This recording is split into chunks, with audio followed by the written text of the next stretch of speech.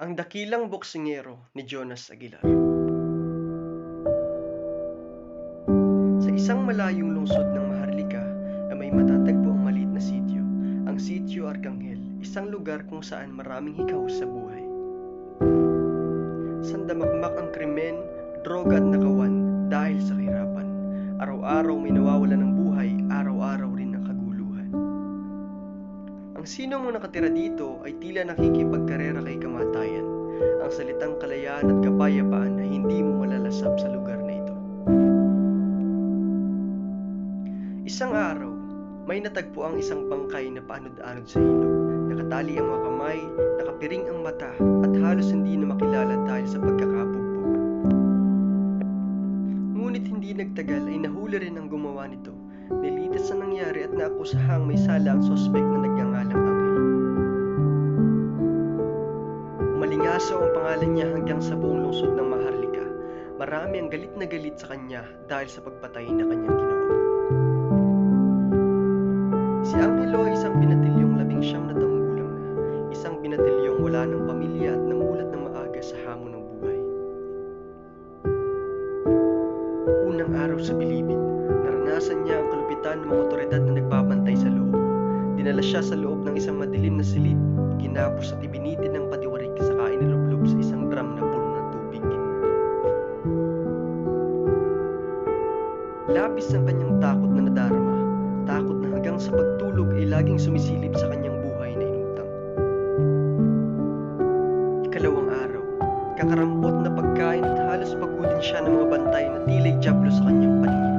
Kaltag sa dibdib at ensayo ng militar ang pinagawa sa kanya. Paulit-ulit itong nangyari sa loob ng 3 buwan.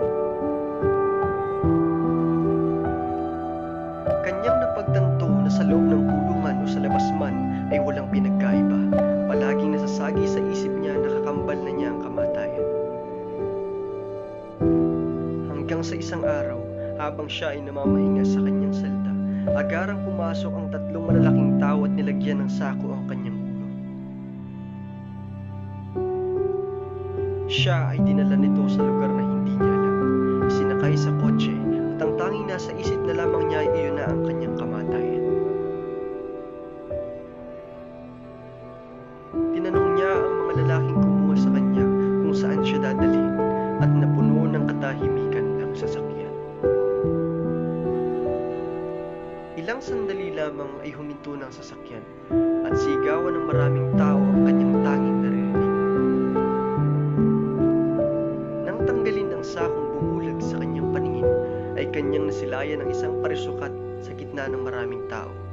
Siya ay sasabak sa isang labanan gamit ang kamao, ang boxing.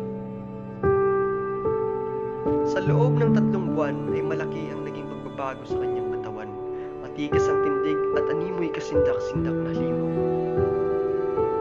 Bago ang laban, ang kanyang narinig na lamang ay kung nais mo pang mabuhay, ipanalo mo ang laro. At nagsimula ng labanan. Matindi ang naging laban sa pagitan ng dalawa, ngunit nanaig pa rin ang bagsik ni Angelo. Siya ay binansagang anghel ng kadiliman. Nagpatuloy ang buhay niya sa bilibid at kinatakutan siya ng lahat. Lumipas ang maraming buwan ng pakikipaglaban ay may nakilala siyang isang matanda.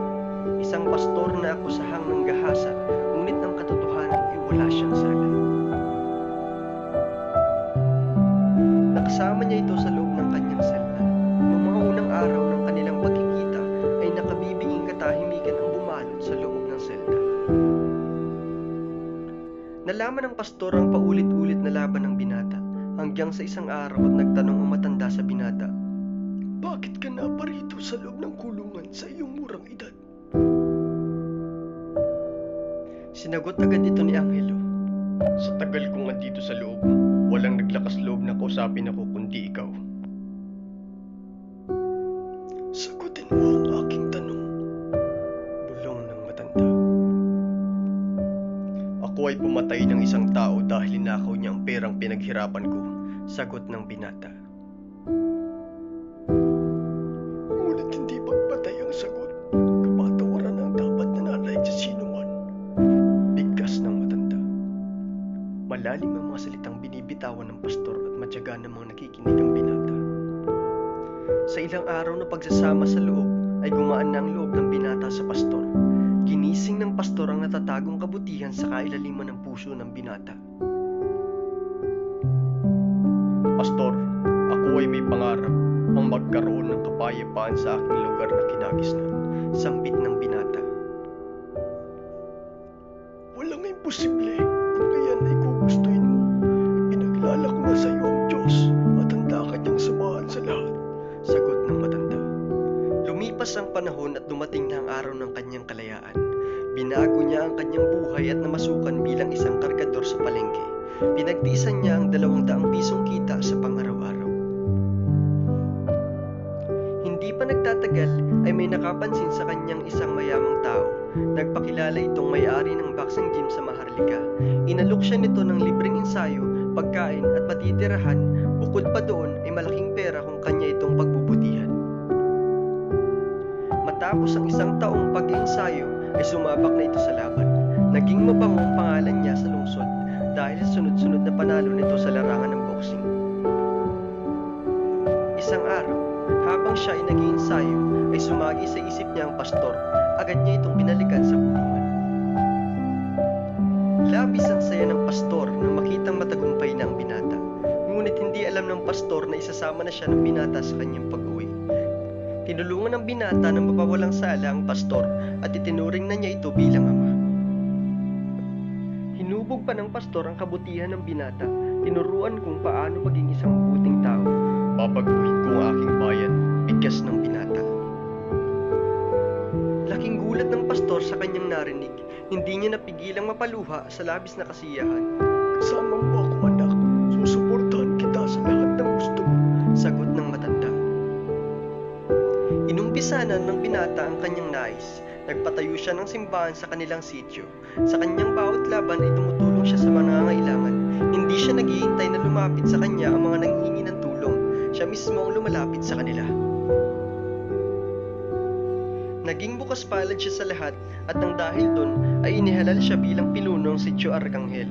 Nagkaroon ng kapayapaan sa kanyang lugar na kinagisnan. Sa kanyang pag-ahon sa kahirapan ay siya ring pag-ahon ng kanyang bayan. Patuloy sa larangan ng boxing, kasabay ng pamahala sa kanyang bayan. Siya ang patunay na hindi nakabase sa dilim ng iyong nakaraan ang liwanag ng iyong kinabukasan. Magtiwala ka lang at patuloy na lumaban. Maraming salamat sa pakikinig.